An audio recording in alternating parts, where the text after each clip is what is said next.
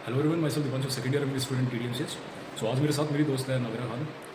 अब आपकी नीट की एग्ज़ाम की डेट बिल्कुल ही पास आ चुकी है, जो कि पास में है और कुछ ही दिन बाकी है। तो आज नगरा और मैं डिस्कस करेंगे आपके साथ कि कैसे नीट से एक दिन पहले और नीट के दिन आपको क्या क्या चीज़ें करनी है ताकि आपका प्रेशराइज होकर आपका एग्ज़ाम खराब ना जाए। तो हेलो नगरा, welcome to my channel. Hi Deepanshu.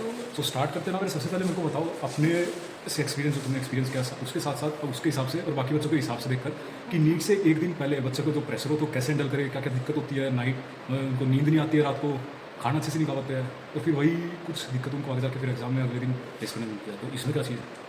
NEET से एक दिन पहले मतलब हो सकता है आपके first of all you should know कि आपका सेंटर कहाँ पे है।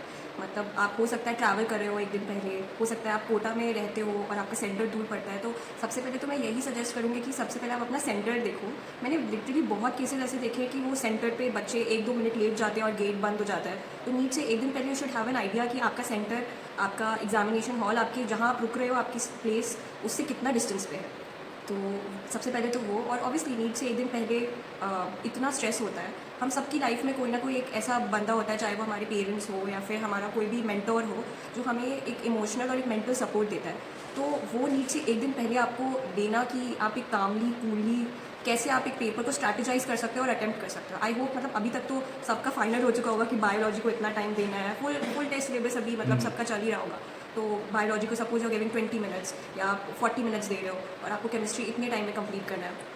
वो प्रेशर हैंडल करना, उससे एक दिन पहले यू शुड हैव समवन जो आपको बोले कि लिसन, आप पेपर दो अच्छे से, हम हैं आपके साथ। और मतलब एक इमोशनल सपोर्ट और एक हाँ, मतलब बेसिकली ये है कि तुम्हारी तैयारी चाहे कितनी भी अच्छी हो, अगर उस दिन तुम्हारा मोरल सपोर्ट, उस दिन तुम्हारा क्या चीज़ क्या इनर सोल, जो तुम्हारा मोटिवेशन है वो तुम्हारा सही से काम नहीं किया और तुम प्रेशर को हैंडल नहीं कर पाए, तो भाई चाहे तुमने कितने ही फॉर्मूले टेम्परेचर रिलेटेड हो, चाहे केल्विन, चाहे कोई सा भी तुमने बर्नौलीज थ्योरम याद की हो, उस टाइम सब ब्लैंक हो जाओगे तुम। तो मेन है उस दिन का, उससे एक दिन पहले का, उस दिन का क्या चीज़ है, उस दिन तुमको कैसे मोटिवेट रहना है, अपना मोरल डाउन नहीं करना है, साथ में अपने सराउंडिंग को कैसे रखना है, उस चीज़ को तुम्हें ध्यान रखना है। तो मेरा नेक्स्ट क्वेश्चन मेरा है कि क्या हमें नीट के दिन भी पढ़ना चाहिए? सुबह उठ के बच्चे क्या करते हैं, सुबह उठ के ही पढ़ना स्टार्ट कर देते पढ़ाई। वो क्रैमिंग सबसे मतलब खतरनाक होती है कि सुबह उठते ही अरे आज तो नीट का दिन है, फटाफट ये पढ़ना है वो पढ़ना है। कभी कभी क्या होता है हम गलत रीड कर लेते हैं सुबह सुबह उठ के। कई बार क्या होता है, बच्चे सोचते हैं कि चलो मैं एनिमल किंगडम का एग्जांपल याद कर लेता तो हूँ। एग्जाम में क्या होता है कि वही एग्जांपल फिर निकल हो जाते हैं कि उसका एग्जांपल उसमें याद आ जाता है, एनी डे का आर्थ्रोपोडा में ये जो टाइम है नीट, ये वाला टाइम जो है एक हफ्ते पहला, वो आपको नीट के एक दिन मतलब जो नीट वाला दिन है उसके लिए आप प्रिपेयर करो। जैसे आप अपने सारे डायग्राम्स का प्रिंट आउट करवा लो या ऐसे सब इकट्ठे आप देख सको। लेबलिंग हो गई, लेबलिंग बायोलॉजी में बहुत इंपॉर्टेंट होती है। लेबलिंग के नीचे जो भी लिखा होता है सेंटेंसेस, उस पर क्वेश्चन आते हैं लेजिट, मतलब मॉर्फो प्लांट किंगडम के क्वेश्चन उसी पे बेस्ड होते हैं। तो मतलब मैं तो बोलूँगी कि मैंने खुद पर्सनली देखा था सुबह उठ के। ऐसा ऐसा कोई भी बच्चा नहीं है कि आज पेपर है तो वो बुक नहीं खोलेगा। तड़प ही ऐसी ना कि रहा नहीं जाता है नहीं रहा जाता कि बुक। बस एट दैट मोमेंट हम ये भी पढ़ ले, ये भी पढ़ ले, थोड़ा सा ये भी पढ़ ले। रिवाइज तो करना है, रिवीजन अगर आप पढ़ने वाले बच्चे हो तो मैं तो ये तो बहुत इलॉजिकल हुआ अगर हम बोलेंगे कि नहीं पढ़ना या फिर ये। बट एक स्ट्रैटेजाइज आपको अभी करना होगा कि आपके पास वो शॉर्ट नोट्स जो हो, जो बहुत मतलब छोटे छोटे साइंटिस्ट के नेम, ईयर्स, ये सब आपको देखना पड़ेगा सुबह उठ के। बिल्कुल ऐसे नहीं कि पूरी डेरिवेशन बच्चे याद कर रहे हैं उस टाइम पे। नहीं, वो नहीं हो सकता। फॉर्मली रिवाइज जो आपके मतलब रिमेंबरिंग वाली चीज़ है ना, जैसे बायोलॉजी में क्वेश्चंस होते हैं 10 सेकंड क्वेश्चंस, जो आपको सिर्फ 10 सेकंड्स में टिक करना है। तो वो क्वेश्चन रिवीजन का टाइम आपका सिर्फ नीट वाले दिन। बाकी प्लीज़ अपना हेल्दी लाइट खाना खाओ। मैं तो लाइट खाती थी, हो सकता है लोगों का प्रेफरेंस डिफरेंट हो। सुबह सुबह पराठे हाँ, खाए सुबह सुबह पराठे नहीं खा के जाए, कभी cold drink sold drink P के जाए, उधर गैस्ट्रिक इशू हो जाएंगे फिर। तो लाइट खाओ और कामली दो, कूलली दो, साल भर प्रिपेयर किया, अच्छा जाएगा। साथ ही में ना मेरा कुछ बच्चे क्या होते हैं, प्रेशराइज होकर चीज़ें भूल जाते हैं, अपना एडमिट कार्ड या फिर आइडेंटिटी कार्ड जो होता है उनका साथ में, या फिर जैसे तुमने बताया कि सेंटर दूर होता है तो कुछ बच्चे लेट निकलते हैं घर से। तो वही मैं यही एडवाइस करूँगा कि जहाँ तुम्हारा सेंटर है उसके हिसाब से घर से निकलो, जिसका काफ़ी दूर है वो एक दिन पहले चले जाओ, क्योंकि ये तुम्हारे लाइफ मतलब एक टर्निंग पॉइंट है। अगर MBBS मिल रहा है तो उसके लिए कोई भी रिस्क मत उठाओ तुम भी। ये नहीं कि तुम 1 घंटा पहले निकल गए घर से आराम से खा पी गए, पूरा साल वेस्ट हो जाएगा आपका। अब लोग तो कॉम्प्रोमाइज़ नहीं करेंगे नीट वाले, NTA तो बिल्कुल भी कॉम्प्रोमाइज़ नहीं करेगा। 1 मिनट मतलब वो क्लोज कर देंगे, आपको एंट्री नहीं मिलेगी। फिर आपको ये भी ध्यान रखना है कि चेकिंग होती है वहाँ पे आपके पूरे, मतलब लड़कियों की चेकिंग अलग होती है, लड़कों की अलग होती है, तो लाइन लंबी रहती है।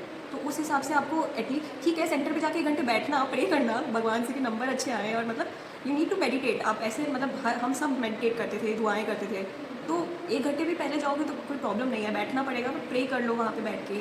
अच्छा ना, अगर आप तुमने बोला कि 1 घंटे पहले जाकर बैठ जाओ, बच्चे 1 घंटे पहले जाकर बैठ जाएंगे, उनके चारों तरफ बाकी नीट एस्पिरेंट्स होंगे। हाँ, उन नीट एस्पिरेंट्स की शक्ल देखकर ही बच्चे आधे क्या हो जाते हैं, पैनिक हो जाते हैं कि हाँ ये पढ़ने वाला बच्चा है। शक्ल हाँ, से ये कैसे पता चलता है कि कौन शक्ल सा से बच्चा? ये है कि थोड़ा बहुत बच्चे याद करते रहते हैं, उधर भी सेंटर के पास भी नोटबुक खोल के रखते हैं, पढ़ते हैं। तो उससे क्या होता है कि जो पढ़ने वाला बच्चा होता है या फिर थोड़ा सा जो प्रेशर को हैंडल नहीं कर पाते सही से, उनको देखकर और प्रेशराइज हो जाता है। उसके लिए क्या एडवाइस? वो तो आप आपके अंदर एक सेल्फ कॉन्फिडेंस होना ही पड़ेगा। अगर आप नीट में हो तो आपको पता होना चाहिए कि 1 मिनट पहले देखने से इतना कुछ खास फ़र्क पड़ेगा नहीं, वो आपकी साल भर की मेहनत है। और मतलब एट लास्ट ये कि अपने ऊपर भरोसा रखना चाहिए, दूसरों को मत देखो भाई।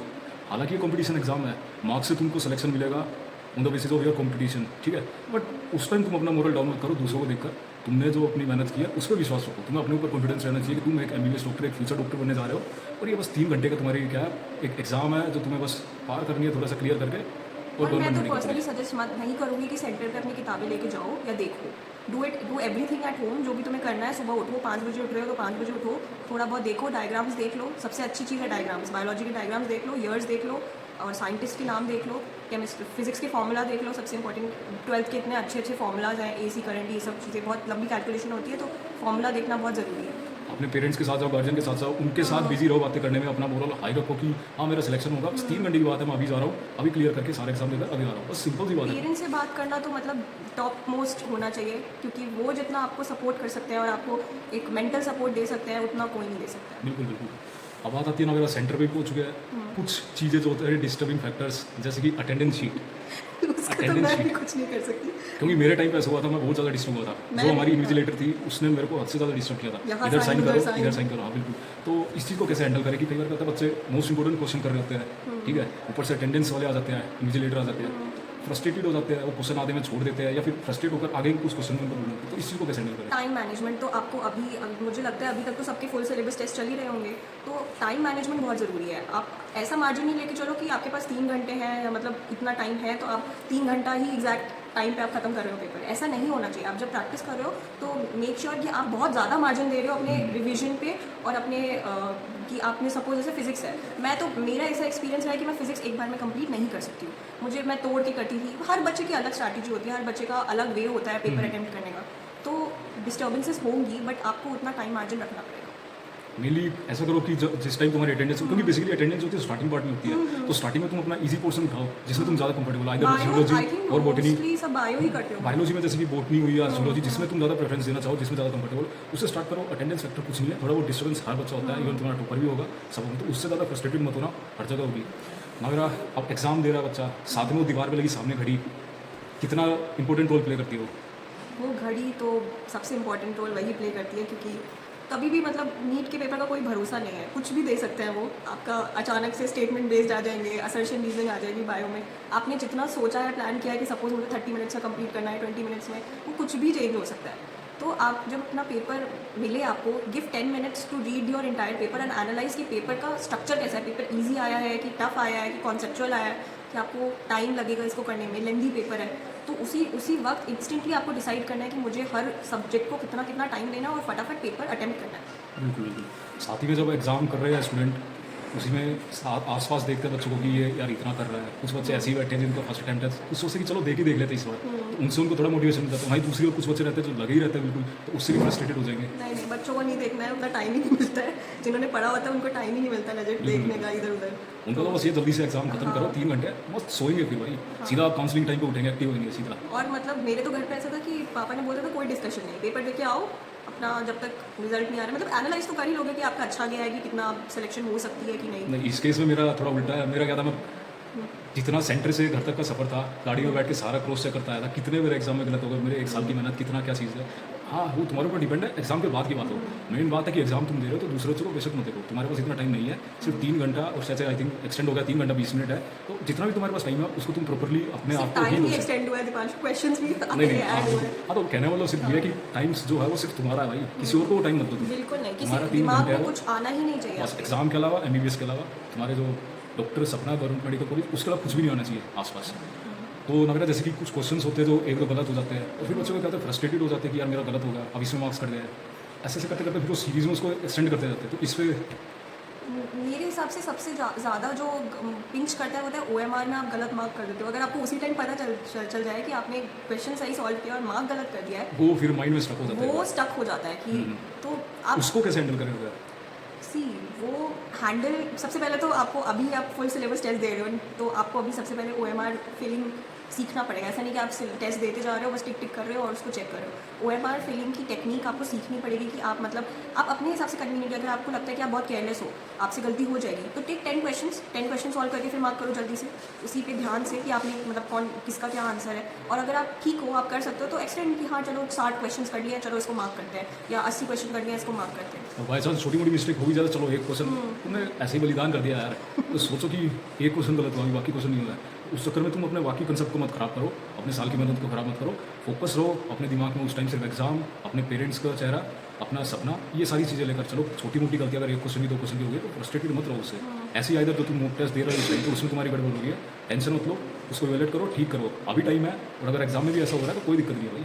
हालांकि मानते हैं कि एक क्वेश्चन इंपॉर्टेंट होता है गवर्नमेंट मेडिकल कॉलेज के लिए, पर ठीक है, उस एक क्वेश्चन की वजह से बाकी और 5 क्वेश्चन तुम बिल्कुल भी गड़बड़ मत करो, नहीं तो गवर्नमेंट मेडिकल कॉलेज तुम्हें बिल्कुल भी नहीं मिलेगा। ठीक है, एट लास्ट मेरा हमारे नीट एक्सपीरियंस को थोड़ा गाइड किए, मोटिवेट कीजिए थोड़ा सा कि लास्ट टाइम मतलब फुली कैसे मोटिवेट रहे, मोरल बिल्कुल इनका बना रहे। सबसे पहले तो आप लोग प्लीज़ हैव समवन जो आपको मतलब, जैसे मेरे केस में ये था कि मेरे पास मेरी मम्मी थी जो देखती थी कि हाँ ये ठीक से पढ़ रही है, ये अपना टाइम दे रही है कि नहीं। अच्छा लगता है खुद भी जब हमारे पास कोई हमारा क्लोज वन होता है और वो देखता है कि हम मेहनत कर रहे हैं, हमें बताता है कि हाँ बेटा कुछ भी रिजल्ट आए मैं तेरे साथ हूँ, और मतलब we are happy, we will be satisfied कि तुमने मेहनत करी और this is going to be your result. तो आप सबको मतलब मैं यही सजेस्ट करूँगी, चाहे वो आपकी मतलब सिबलिंग हो सकता है, आपका कोई सिबलिंग बड़ा हो जो आपको मॉनिटर कर रहा हो, तो मतलब इवन इफ अगर पेरेंट्स वगैरह भी देख रहे हैं, तो ये नीट का एक हफ्ता बहुत टफ जाता है, सबके लिए बहुत टफ जाता है। मतलब मेरे लिए या किसी भी रैंडम पर्सन से पूछ लो, ये रातों को नींद उड़ जाती है, रोने आते हैं, एंग्जाइटी अटैक्स हो जाते हैं पेपर के बीच में। बस उसी चीज़ को मेंटेन करके चलना भाई। जिस बच्चे ने ये चीज़ें मेंटेन कर लिया उसी को गवर्नमेंट मेडिकल कॉलेज मिला है, क्योंकि पढ़े सब है। लास्ट में देखो ये चीज़ है कि फिजिक्स जो सब्जेक्ट रखा गया, वो प्रेशर कैसे बच्चा हैंडल करता है उसी लिए रखा गया है। ऐसे ही बाकी जो 3 घंटे टाइम लिमिट रखी गई है वो इसीलिए रखी गई है। That's why it's a competition exam, कि जो बच्चा प्रेशर को हैंडल कर लेगा, जिस बच्चे ने अच्छे से पढ़ा है वो सारी चीज़ मेंटेन कर लेगा, तो उसके लिए कोई छोटी मोटी बात नहीं है। बायो आपको मास्टर करनी है, बायो इज़ अ सब्जेक्ट जिसमें आप कॉम्प्रोमाइज़ नहीं कर सकते हो। फिजिक्स आपकी रैंक मेकर है और केमिस्ट्री धोखा दे सकती है। जैसे मेरे केस में मेरे को केमिस्ट्री ने धोखा दिया। मेरे को बहुत धोखा मिला है केमिस्ट्री में, मैं बहुत ओवर कॉन्फिडेंट हो गई थी। तो हम लोग अपनी गलतियों से आपको बता सकते हैं कि प्लीज़ केमिस्ट्री बहुत ध्यान से क्वेश्चंस देखिए, अटेम्प्ट करिए। फिजिकल केमिस्ट्री आसान लगेगी आपको बाद में, बट ऑर्गेनिक इनऑर्गेनिक इस पर ध्यान से, स्टेटमेंट बेस्ड क्वेश्चंस बहुत इंपॉर्टेंट है। तो बस अभी कुछ दिन बाकी है, हम लोगों ने जैसे मोटिवेट किया भाई, अच्छे से अपने पेरेंट्स के साथ टाइम स्पेंड करो, उनसे मोटिवेशन लो, मॉरल डाउन मत करो, दूसरों को मत देखो, तुम्हारा टाइम है, तुम्हारी लाइफ है, अपने ऊपर फोकस करो। इससे ज़्यादा कुछ नहीं है तुम्हारे लिए।